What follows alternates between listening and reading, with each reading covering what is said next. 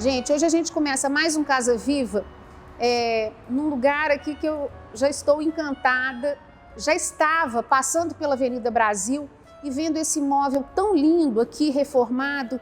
Falei, meu Deus, que gratidão de ver que um representante de uma época está tão bem cuidado. E agora tive uma surpresa maior, que chegando aqui, vi que vai ser a loja do João, que eu vou apresentar para vocês, Gabinete de Curiosidades, que estava até então instalado num espaço na Rua do Ouro, muito charmoso, mas com um espaço limitado, né, João? Lá foi ficando pequeno, né, para a quantidade de móveis e tal. E aqui vai ser um espaço que vai, acho que, abrigar melhor o móvel modernista, né, assim, com mais. Com certeza.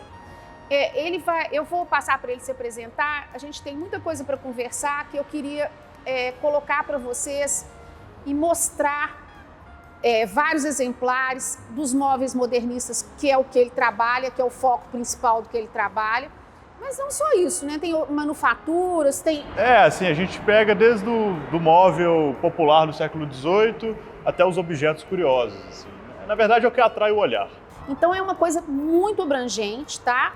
E eu vou aproveitar aqui e aprender um pouco com o João, que está muito por dentro desse assunto, e poder passar para vocês informações que hoje, às vezes, a gente fala no automático, esse móvel é de fulano, esse móvel é de ciclano, e contextualizar isso um pouco para vocês entenderem melhor. Para mim entender melhor também, né? Porque a gente está convivendo com isso, né? Vamos dizer, esse tipo de mobiliário está no auge. Então, a gente está convivendo com esses nomes sem saber quem são, como que isso aconteceu. Então, nós vamos falar um pouco sobre isso hoje. Vamos lá, João, se apresenta primeiro, vamos lá. Arquiteto. Sou arquiteto de formação e eu trabalho com arquitetura e tenho também a galeria de móveis modernistas e, como eu falei, desses outros objetos que a gente acaba encontrando nesse garimpo, né, que é feito para buscar o móvel moderno. Você começou com isso como, João? Como curioso, buscando coisas para você? Como é que foi que você entrou nesse universo? Eu acho que os grandes culpados são meus avós, assim, sabe? Tanto por parte de pai como por parte de mãe. Meus avós maternos sempre gostaram de feiras de antiguidades e de pequenas coisas, xícaras, moedas, selos. Colecionáveis. E sempre me levaram desde criança. Então eu comprava com eles, sempre, assim, desde os 5, 6 anos de idade. E meus avós paternos tinham uma casa com peças muito interessantes do século XVIII, telas francesas, coisas de muita qualidade, assim, muito bonitas. E que eu sempre fiquei muito atraído por aquilo tudo, sabe? E aí acaba que meus pais gostavam muito e eu sempre fui em antiquários. Então, é uma consequência. É uma consequência. Aí comecei a comprar. E aí eu acho que quando eu tinha uns 16, 17, eu comprei um lote de móveis modernos grande, de uma vizinha que estava se desfazendo. E depois fui pesquisar o que era e descobri que eram móveis interessantes da Novo Rumo. E aí, aí começou o negócio. Eu comecei a comprar e aí você não para mais, né? Eu vou falar aqui o pouco que eu sei, né? Ano que vem nós vamos comemorar 100 anos da Semana Modernista. A semana é só um símbolo, né? Porque o modernismo teve 3 etapas e ele começou lá por 1911, pelo que eu me informei, né? Então, assim, é um período longo, né? Considerado um período longo. E nesse contexto foram feitas manifestações de todas as áreas artísticas, né? Desde o mobiliário, desde a arquitetura, na arte, que foi importantíssimo, talvez a mola mestra, que é uma influência europeia que veio, né, para cá. E o movimento, ele é um movimento no mundo, é um movimento de ruptura, no nosso caso aqui, de procurar uma identidade, de falar o que é nosso, né, João? Exatamente. E eu acho que essa semana de 22, ela foi assim, ela reuniu um grupo de pessoas muito interessantes e que estava disposta a trazer o modernismo para o Brasil com muita crença naquilo. E eu acho que a gente tem a gente aqui em Minas, né, a gente tem talvez um grande privilégio de ter alguns ícones modernistas aqui, né? Acho que Minas foi muito importante para o modernismo no total. Gente, olha aí, descobrir o que a gente tem, e eu acho isso importante em todos os momentos, porque a gente não pode desvalorizar o nosso Brasil, que está tão desvalorizado, né? Então, assim, foi essa busca de achar identidade em todos os sentidos. E no nosso caso aqui, nós estamos explorando no mobiliário, no assunto do mobiliário, vamos explorar no assunto da arquitetura, né, João? Porque é o universo todo, né? Não são coisas pontuais, né? Quando a gente fala em Tarsila do Amaral, quando a gente fala em Anita Malfatti, quando a gente fala em Oswald Souza. Então, essas pessoas todas são símbolos dessa época, que foram as pessoas que fizeram essa ruptura, vamos dizer assim. Sim, sim. E essa ruptura, depois que ela acontece, ela é um caminho um pouco sem volta, né? Claro. Depois que o modernismo chegou e avançou, todas as mentes criativas que se envolveram com ele passaram a acreditar muito naquilo. E a gente teve, acho que dentro desse âmbito nacional, e desde 22 até o início assim, da arquitetura moderna se consolidando, grandes apoiadores, assim, né? Desde políticos a grandes arquitetos, grandes designers, grandes artistas. E os designers, nesse período, eles trabalhavam juntamente com os arquitetos. E normalmente sob grandes demandas, grandes encomendas. Então, como a arquitetura moderna no Brasil surge, né, com uma casa modernista em São Paulo, do Warszawski, e depois vai se espalhando com prédios, né, ao longo do Brasil. A gente tem o ícone do modernismo, que é o Palácio Gustavo Capanema, no Rio, que era o Ministério da Educação e Saúde, que é um projeto conjunto de grandes arquitetos, inclusive do Corbusier, que participa dessa obra. Sim. Isso vai ganhando uma importância até para a população, porque aquilo era algo muito novo, né? E como era algo muito novo, o mobiliário tinha que acompanhar essas grandes novidades que chegavam. Então passaram assim, o Tenreiro, a gente sempre fala dele porque ele realmente foi o precursor, e dele depois, não dele, mas assim, na mesma, seguindo um caminho de trazer o móvel brasileiro para dentro de uma verdade estrutural, dentro de uma coerência com o uso, porque a gente mora num país tropical, então assim, aqueles estofados com brocados, aquilo não era condizente com a realidade nacional, né? E existe uma coisa muito interessante, que assim, uma coisa talvez subjetiva, que foi o entendimento desses designers e arquitetos de que o móvel brasileiro do século XVIII, especialmente o móvel mineiro, ele já tinha essa verdade estrutural nele, essa coerência com o uso. Então a palhinha, o jacarandá, os ripados, né, os móveis mais com faces mais planas, do uso cotidiano, móveis muito domésticos. Eles são reinterpretados e incorporados nessas novas leituras que são feitas pelo modernismo. Então até aquela cadeira ali, eu acho que é um exemplo belíssimo disso, que é uma cadeira do Tenreiro também, e ele incorpora esses elementos tradicionais, da marcenaria tradicional que ele dominava perfeitamente, e cria um móvel moderno. Gente, muito interessante falar da palhinha, que muitas vezes eu trabalho na loja, comercializo, né, e escuto das pessoas, não gosto de palhinha, isso acho com cara de velho, não sei. A palhinha, ela é uma coisa super propícia para o nosso clima, é isso que ele falou, como é que a gente vai sentar num móvel todo almofadado, todo cheio de botões, né, lindo francês lá, mas assim, as coisas foram adaptadas à nossa realidade, né? Então, quando você está assentada numa palhinha, você tem que pensar que aquilo ventila, que aquilo é para o nosso clima, que aquilo é a nossa cara, né? Exatamente. Então, assim, uma cadeira dessa também, olha aqui, uma cadeira que não esquenta em nada. Então, são várias nuances que são olhadas na construção do móvel. Eu estou falando com o João que o assunto é tão vasto que a gente podia ficar dias falando aqui sem repetir nada e assim, com muito prazer, porque eu acho que quando a gente fala de Brasil, de brasilidade, a gente reforça as nossas origens, que é uma coisa que a gente não pode perder nunca, né? Eu acho que você aí bem jovem, muito bacana de estar resgatando essas coisas todas, porque eu tenho, assim, eu sinto que às vezes essa influência que a gente teve americana, ela foi muito devastadora para os jovens, né? Porque a gente é uma geração vocês principalmente, eu já fui muito influenciada pelos Estados Unidos, né? E os Estados Unidos é meio vale tudo, não tem essa identidade assim tão... Eu acho que assim, é um pouco até além disso. Eu acho que na verdade a gente entender que a identidade nacional, a nossa identidade brasileira, ela é mais rica. Então, por comparação, não tem, a gente, né, tem que acreditar nisso aqui.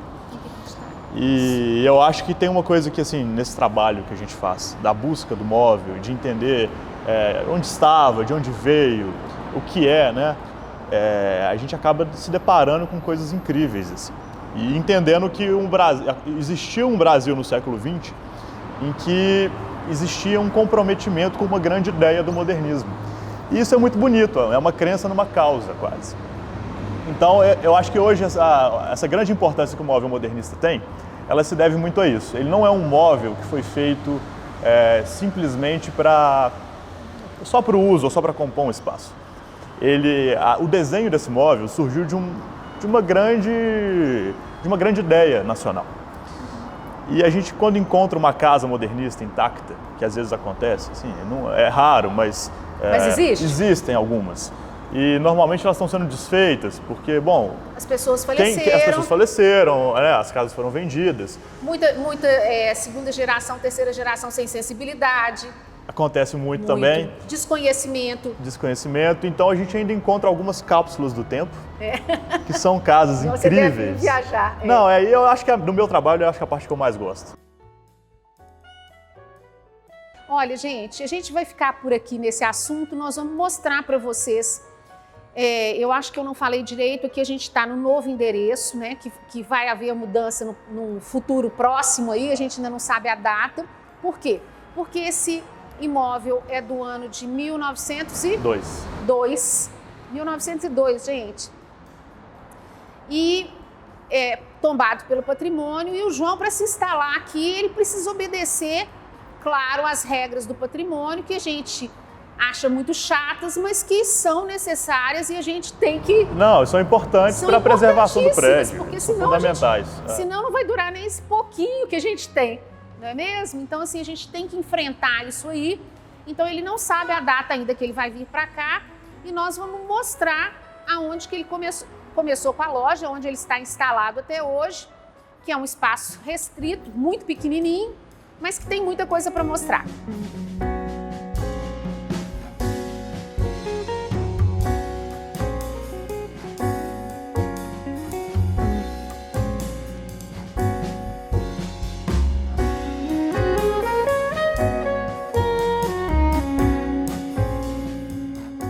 Agora a gente está aqui no espaço que é a loja, né? Hoje, o Gabinete de Curiosidades, realmente um gabinete, né? Porque um espaço assim, pequeno, mas cheio de curiosidades.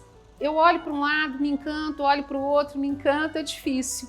E assim, um resgate de muita coisa que vocês vão ver aí que num passado, não tão passado assim, estava presente em várias casas, né? Peças de jacarandá, as tapeçarias que estão aí agora com a força toda. Que mais, João? Vamos falar aí.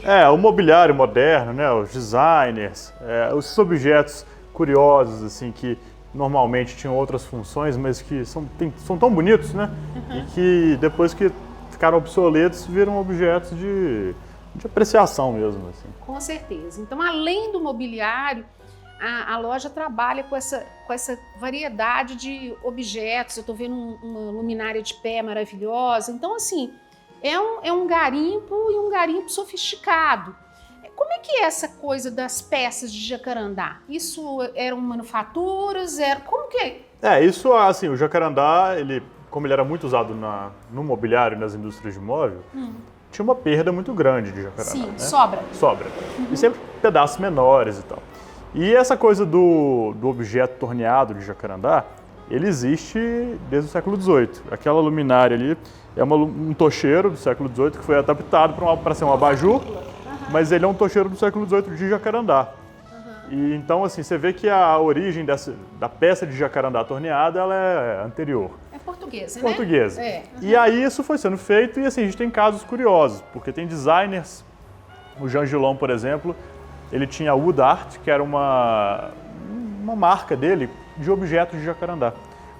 Então ele criava baldes de gelo, petisqueiras, cinzeiros, tabaqueiras, porta-cachimbos, objetos do cotidiano de jacarandá.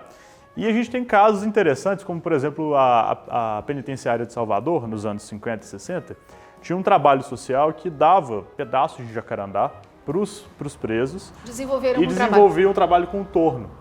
Então foram feitos objetos lindíssimos de jacarandá na Bahia. Né? Com esse pessoal e assim, quando eles eram reabilitados, eles já tinham um ofício, uma profissão. Muito bacana. E a gente tem a tradição das figas também, que é uma coisa do sincretismo, né, brasileiro, e que feita de jacarandá também dos anos 60. Então esses objetos têm diversas origens, mas o jacarandá é o denominador comum, né? É a beleza da madeira. É a madeira mais bonita de todas. É verdade. É um veio maravilhoso, a gente admira pela resistência, pela cor, né? E tem uma materialidade, né? Ele dá um acabamento lindo. Então, assim, eu brinco que parece chocolate, né? Depois de pronto. Verdade, isso mesmo. Então, esses objetos vêm todos dessas origens diversas e hoje a gente, né, vai reunindo, formando conjuntos. Claro. E eu acho que eles ganham uma certa força em conjunto. Com certeza, nossa, quando eu vejo essas mesas suas montadas, eu me encanto, porque realmente ver mais de uma peça é surreal. Exatamente. Farinheiras, né? Farinheiras, paliteiros. Então tem utilitários. coisas interessantíssimas. Pois é, gente, aí para chamar atenção também para todos, para o resgate dessas peças aí nas próprias casas, que às vezes você não está nem chamando atenção para alguma coisa que você tem interessante dessa época. Tô vendo ali copinhos, né, João? Copinhos, balde de gelo. A gente vem encontrando uma variedade enorme. Petisqueiras grandes, pequenas, em formatos de folhas, formatos orgânicos, né? Eu vi também uns índios. Os índios, o serra-livros de índios, né? Que você já é de uma... a gente já encontrou algumas vezes umas coisas art déco marajoara, um art déco marajoara de jacarandá também. Então, é muito legal. Pois é, gente, para a gente concluir aqui, você quer falar mais alguma coisa, João? Você tem um espaço aberto. Não, eu acho que é isso. Eu acho que a gente entender essa importância do móvel brasileiro hoje passa muito por entender a importância do movimento moderno no Brasil.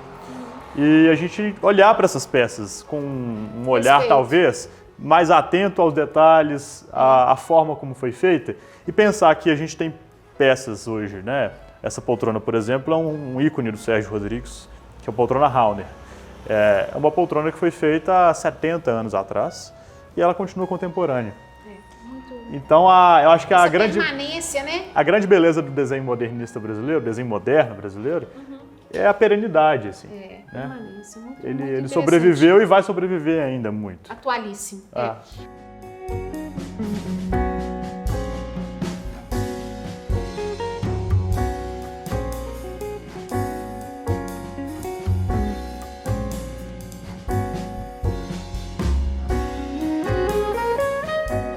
A gente falou mais cedo, né, que o móvel moderno ele surge também desse entendimento do móvel colonial, do móvel tradicional brasileiro.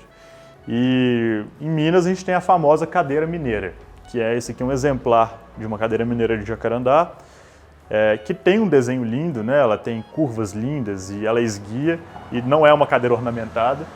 E essa cadeira ela acaba evoluindo para outras situações durante o período moderno, que são as cadeiras modernistas, do Joaquim Tenreira, do Carlo Rauner, do Martin Eisler.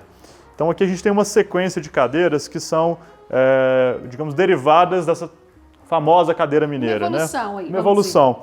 Então a cadeira mineira tradicional, aqui é um exemplar do Joaquim Tenreiro, que foi feito talvez totalmente inspirado nessas cadeiras e no desenho, já incluindo o desenho nórdico nelas um pouco, de inspiração nórdica. O Martin Eisler e o Carlo Rauner, que fundaram a Forma, fizeram essa outra cadeira também nos mesmos moldes. E essa outra aqui é uma cadeira de fábrica, anônima, mas que também segue essa mesma linha do desenho, da palhinha do jacarandá, da ergonomia. Então a gente vê que o desenho foi sendo renovado, né, ao longo dos anos e sendo absorvido de diversas maneiras pelos grandes designers brasileiros. É isso aí, gente. Eu acho que a gente vai concluir. Eu encantada com tudo, sem ufanismo, mas assim, querendo lembrar sempre para a gente valorizar as nossas coisas, torcer pelo nosso Brasil, desde o mobiliário, desde das pequenas peças, né, para a gente atentar para isso e valorizar, tentar ter alguma coisa de história na nossa vida, na nossa casa e resgatar essa importância, né? E da nossa também aí, falar da nossa natureza maravilhosa, porque nos propiciou essas madeiras que são um luxo, que são super duradouras, né? Que nós estamos podendo curtir aí móveis de quantos anos? 60, 70, 80 anos e em perfeito estado. Em perfeito estado, é isso aí.